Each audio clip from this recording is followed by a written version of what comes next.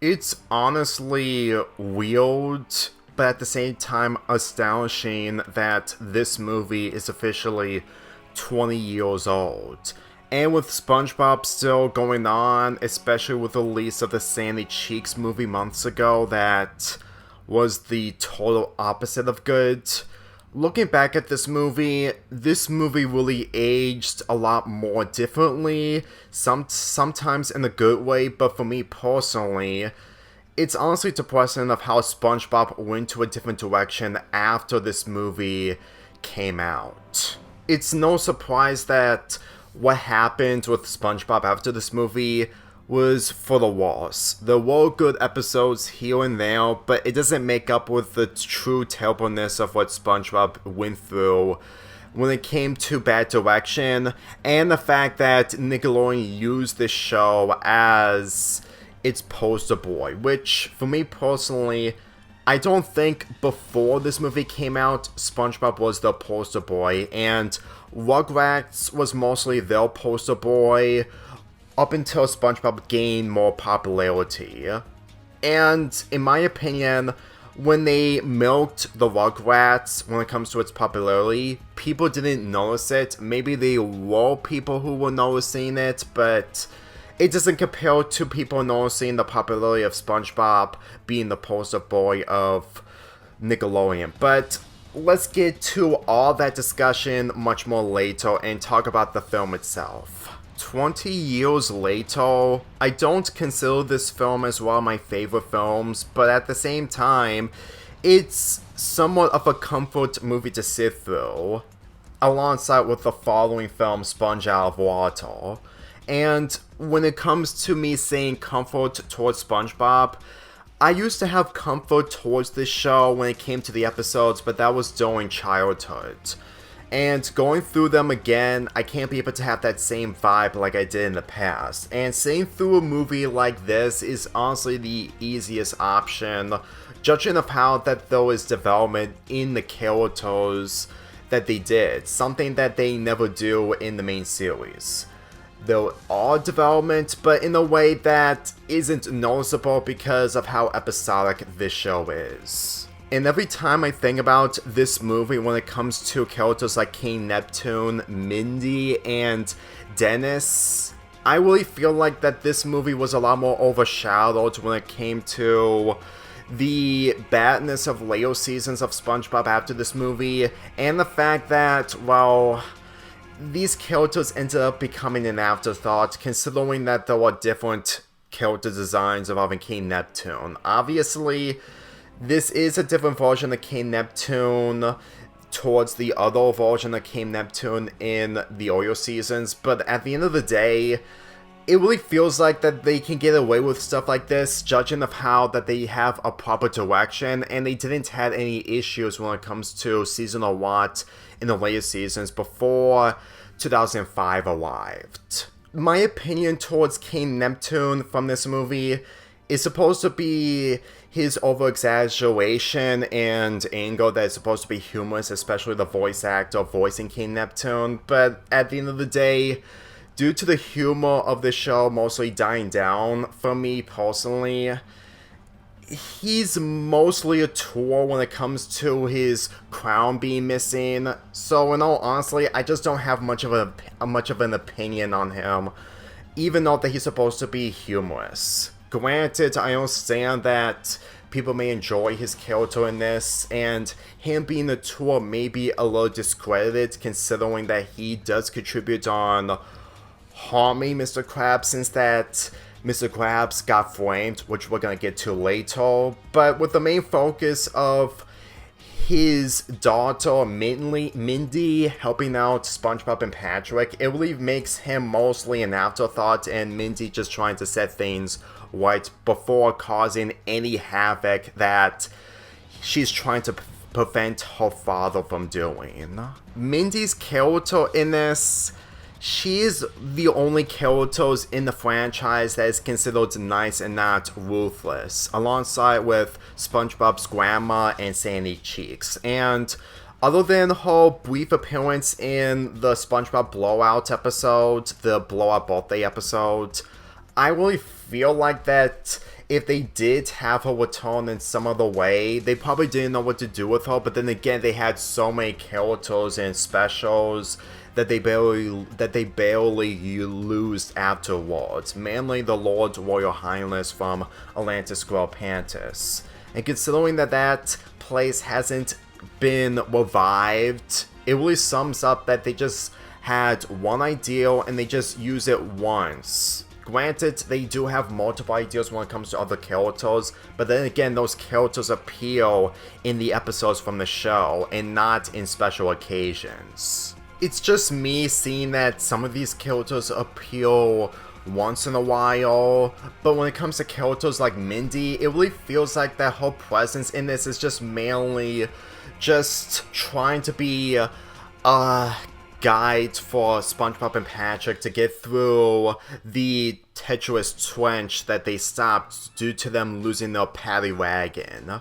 And to tell you the truth, I really feel that whenever they do have these types of characters, they at least try to do them in a way where they do something comedic, but when it comes to characters like Mindy, they mostly take it a little seriously, since that she has a heart in comparison to her father. But let's get into how Mr. Krabs got framed, along with everything happening when it comes to King Neptune nearly killing Mr. Krabs. Plankton, the main villain of the film,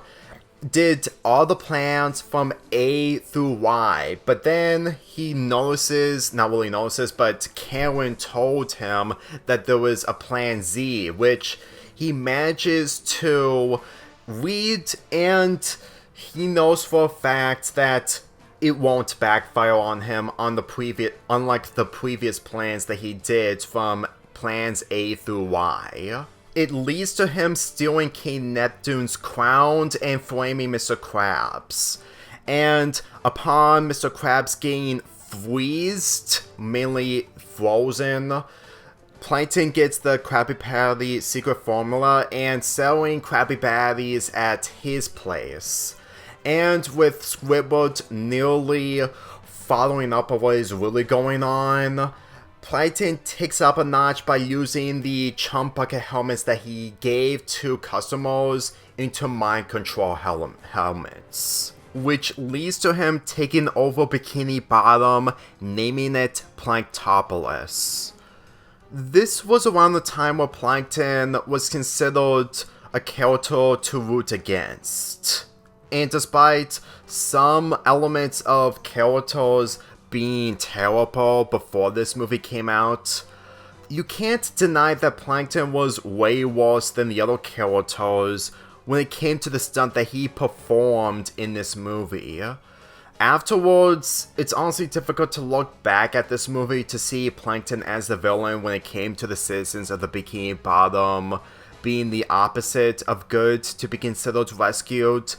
But then again, I can't deny that what they did with Plankton in this movie, making him the antagonist,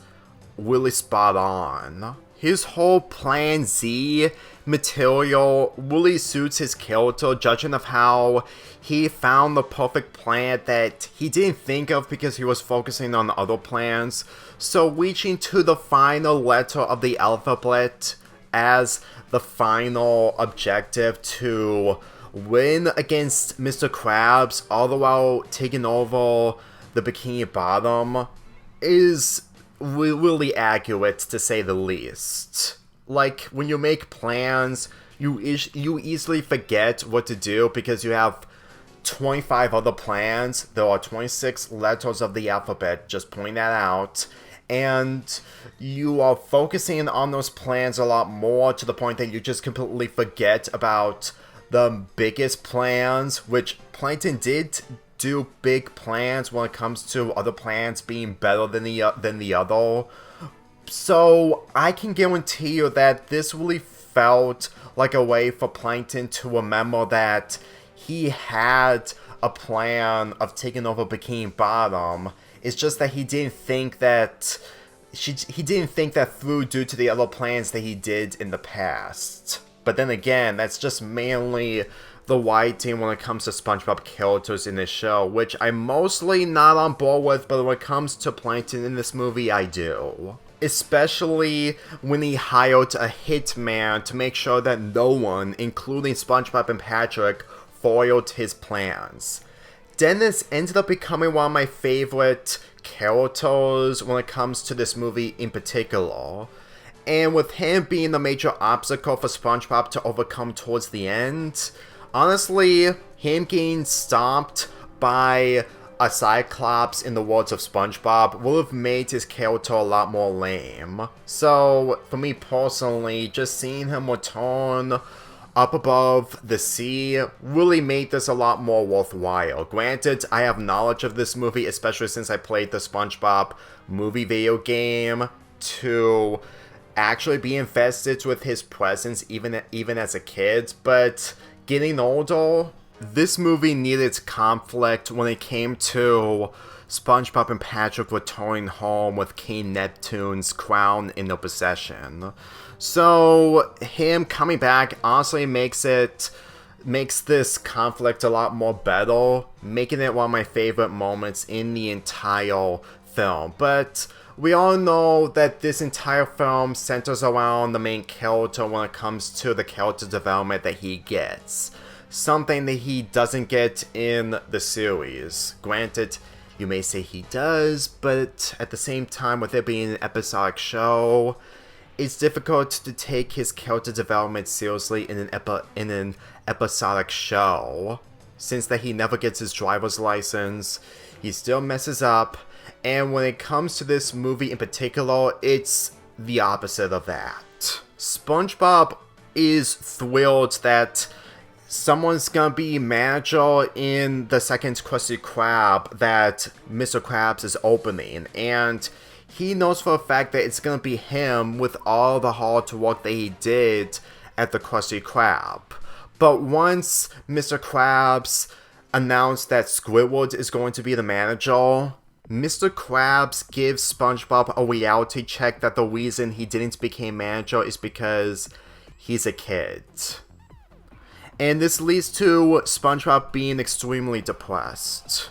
Whenever I think about this moment in particular, years later, it really sums up that Nickelodeon didn't take the character development from this movie any value at all, or even face value. And if they did took value, they took it for the wrong way when they took it into different directions when it comes to the Squid Baby episodes with SpongeBob and Patrick acting like toddlers, which, though taking things a little too literal when they took that value, but the main value of this is that it gave SpongeBob character development when it comes to him realizing that he's not going to be a man, and whenever he wants to be like a man, he has to be like Squidward. But at the same time, he isn't that type of character. Getting into Mr. Krabs' character, since he does involve SpongeBob's development, he doesn't deserve anything in this movie when it came to him getting framed. It's just that what happens before when it comes to his greediness, along with the fact that afterwards, his character goes way out of proportions, even if it's supposed to be in character, but taking it way too literal. This movie really showcases of Mr. Krabs' heart of gold way more when it comes to him being honest with SpongeBob, and with him giving the promotion to Squidward. He sees something in Squidward a lot more than how he sees in SpongeBob. Granted, SpongeBob is the reason he is making better business when it comes to him flipping Krabby Patties, but at the end of the day, it doesn't change the fact that SpongeBob is still a kid, and Mr. Krabs views him as a kid when it comes to how he's portrayed. Then again, it's a lot more better than how he sees in SpongeBob in later seasons when it comes to all the terrible stuff that he did. The thing with SpongeBob's character development of him going to Shell City and King Neptune thinks that it's impossible to get his crown from Shell City due to how dangerous it is You mostly remember the rock bottom episode for how terrifying it is, and that was the only time we ever go to that location, which was in one episode. So, there are multiple places that can be a lot more dangerous than rock bottom, and the goal that SpongeBob needs to do in order to get King Neptune from Shell City is mainly the fact that the obstacles themselves are a lot more dangerous, not to mention that Shell City is not in underwater, it's by the beach, which is something that is nearly impossible to retrieve. And if we actually look into deeper considerations on how Plankton manages to get out of land and place the crown back without the Cyclops noticing, or basically him sending it to Cyclops, we will probably be overthinking about how Plankton will accomplish that more than how SpongeBob would overcome the odds. The obstacles that SpongeBob and Patrick go through when it comes to a fighting bar, along with going to the trench of monsters, up until they come across Dennis that led to the Cyclops taking them to Shell City, really gave you the impression that the road trip that they went through was a lot more physical onto why that it ended up becoming the movie, which is what Steven Hillenburg thought of making a movie out of SpongeBob, considering that any other option of making a SpongeBob movie isn't going to be possible. And every time I look at this movie, it's literally everything to culminate SpongeBob's character, including Patrick, on how they can't be able to grow up like Squidward, even if it's supposed to be in a different way of growing up, when it comes to their happiness and enjoyment and them saying Goofy Goober songs, which Goofy Goober has become a thing in this movie for the first time, and with them trying to let go of it, it's nearly impossible. And it's one thing that in later seasons, it does contribute of how much that they can go a little overboard when it comes to them being mostly goofy, but then again, that's mainly Nickelodeon's execution that really damages the characters due to them taking it literal without taking it seriously. Their delusion in this movie when it comes to the child stuff that they do really showcases of how much that they can't be able to move forward, judging of how that the lives that they have in this universe isn't the same as any other universe in any other cartoon. And at times when I think about that in other episodes, they just go back and forth for the wrong reasons, to the point that looking at Patrick in this movie, it's honestly sad that he's supposed to be SpongeBob's friend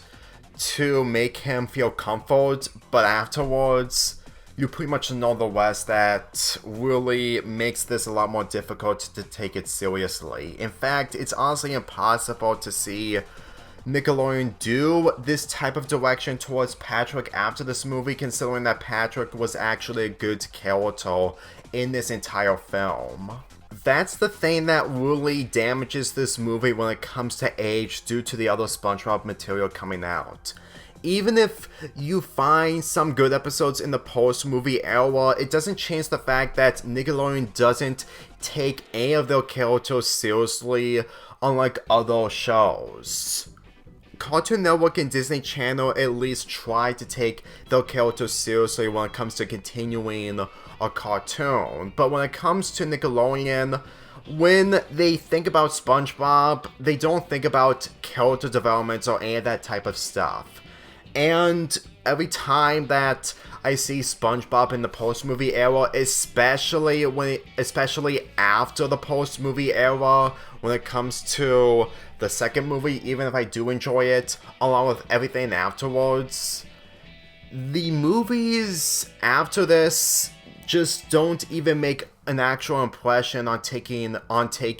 SpongeBob's character seriously or any other character seriously, due to the damage that they cause, but they just don't care about it because SpongeBob is the poster boy. which is a massive shame because the best moment of this entire film is the interactions of SpongeBob and Patrick after being placed into a hot boiling light that they can't be able to move, and they think that they failed on finding King Neptune's crown, but since that they saw it at Shell City, even though that they're not gonna be able to get it back, they still managed to find it. And the fact that the location that they're in is in Shell City all along. And after they sing the Goofy Goober song, they lose the waddle inside of themselves and turn into future prize toys, not like prize toys, but items to be sold in Shell City, which before they did that, they tealed up with a teal coming down, forming into a heart, and the audience who got tickets after finding it underwater, they cried. And to tell you the truth, that's honestly something that I still feel to this day because of how impactful this entire scene was, especially seeing it as a kid. With the teal causing electricity to well out with smoke, causing emergency sprinklers to turn on, it made SpongeBob and Patrick back to life, which is a really wholesome moment. Even to this day, I still feel emotions from this moment alone, which really shows that this moment is the best moment of all of SpongeBob for me personally, even bigger than the Band Gates climax towards the end. No matter how you see a SpongeBob moment, you can't deny that any of those are better than this because of how impactful this was, and it's the only moment in the entire film that, if you ignore everything afterwards, is phenomenal. The speech that SpongeBob gave towards the end, by showcasing of how much that he's not regretful on being a kid after everything that he's been through, while also seeing the Goofy Goober rock song that saves everyone else's lives. It's still a good moment, I will admit that, and it does include the development for SpongeBob, but at the same time, it doesn't even compare to the Shell City scene that really showcases of how much passion there was into SpongeBob. You see, when SpongeBob doesn't try to be funny, even if it's supposed to be the main appeal of it all, it actually knows how to make you feel sympathy towards the characters in a way where you can actually enjoy them a lot more while ignoring the bad, because that Shell City moment showcases of how much that you really need to ignore the bad, unless if you don't have to, if the movie is doing it for you, to see the characters in a positive light. And every time I look at SpongeBob in this movie, he's always in the positive light, which is something that he's never going to have after this movie, which is too harsh, but the bad is still overweighing the good. For every minute of this movie from beginning to end, whenever you look at funny moments that make SpongeBob something ever since the very beginning, that's mainly the fact that SpongeBob was original back then. And even though that nowadays people are mostly growing tired of it, especially some kids, it's just difficult for them to look at this movie and see how everything is just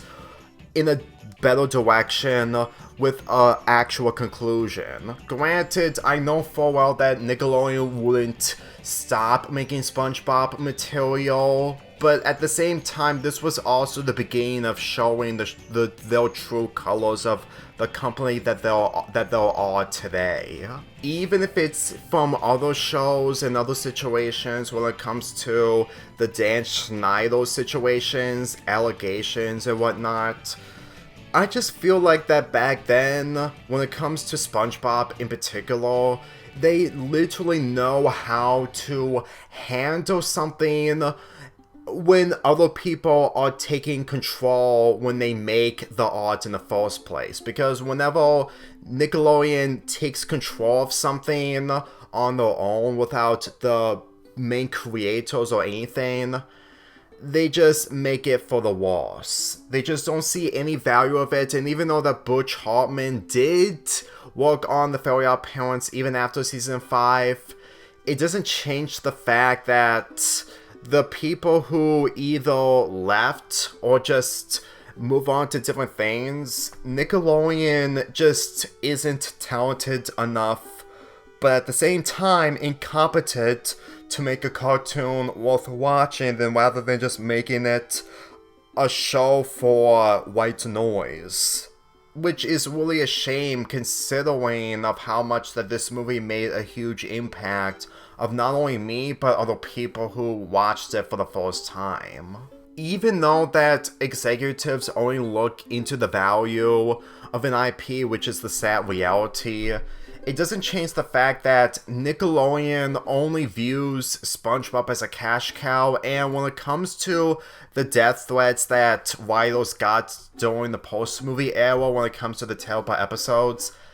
as much as they don't deserve it, the episodes were so bad that it was just difficult to overlook the good for how over the top they did when it comes to the direction that they took. One course meal, stuck in a Reno, among others. It just sums up that Nickelodeon never takes criticism seriously when the main objective of them all is to target kids, which is honestly what backfires on them the most when it comes to sitcoms that featured teenagers who are still kids at the end of the day, when it comes to allegations that they have centering around them. But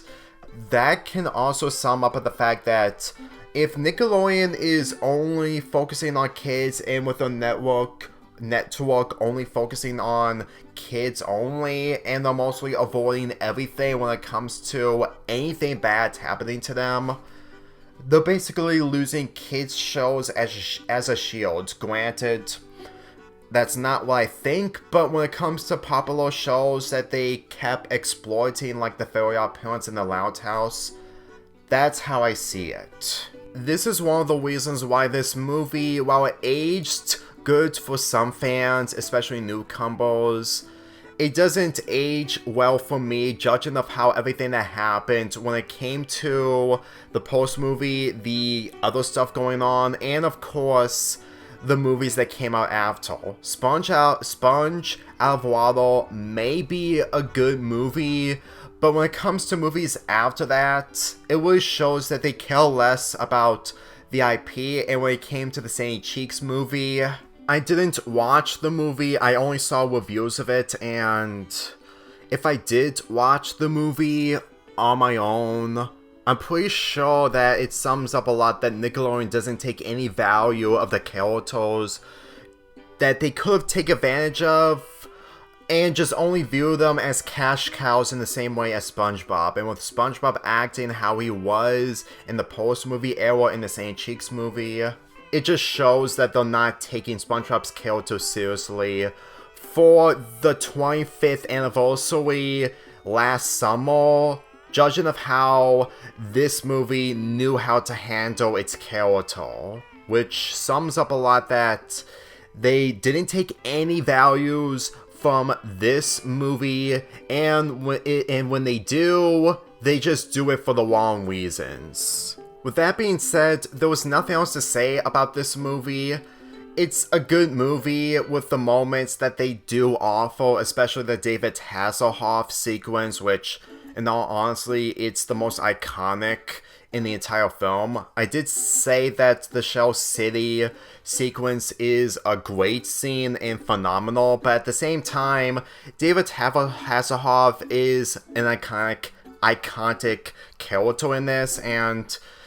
I can't deny that it really slows down the movie, because even back then I still honestly found his appearance astonishing, despite the fact that I played the video game first before I actually watched the movie from beginning to end. If you guys like this movie, more power to you, and if this is one of your favorite Nickelodeon movies, that's fine. It's just how I see it. It's just difficult to look at the positives when it comes to everything else. No matter if you can look into the film on its own without anything else in the way I see it, it sums up that this movie is one of the only SpongeBob material that I come back to when it comes to the franchise itself. So reviewing it 20 years after it premiered in theaters, you can say for a fact that this movie does have a special place in my heart, and it's literally the only elements that can make me feel SpongeBob is meaningful, but at the same time, 20 years later, if this movie did came out and it's supposed to be a conclusion, Nickelodeon wouldn't even care regardless if they would do this as a conclusion, because they made multiple conclusions in other cartoons, mainly the Fairly Odd Parents, and they just keep continuing the IPs. And I'm pretty sure it would still have the same effect on SpongeBob. But then again, I've kept going on and on about executives and corporate companies, especially in reviews, but at the same time, that's mainly my point of view of how I see media nowadays, even if it can be annoying. It's just my experiences of what I see in these when it comes to how they aged differently, and looking at them, they're still good, but at the same time, you can't be able to ignore what's going on behind the scenes due to everything that has been happening with SpongeBob nowadays. But I've talked about it too much. All I can say is that this movie is good. I can recommend it to you guys if you haven't watched it yet, but at the same time, I'm not a SpongeBob fan like I used to, but this is one of the only times I can feel like a SpongeBob fan. I'm giving this movie a 7.75 out of 10.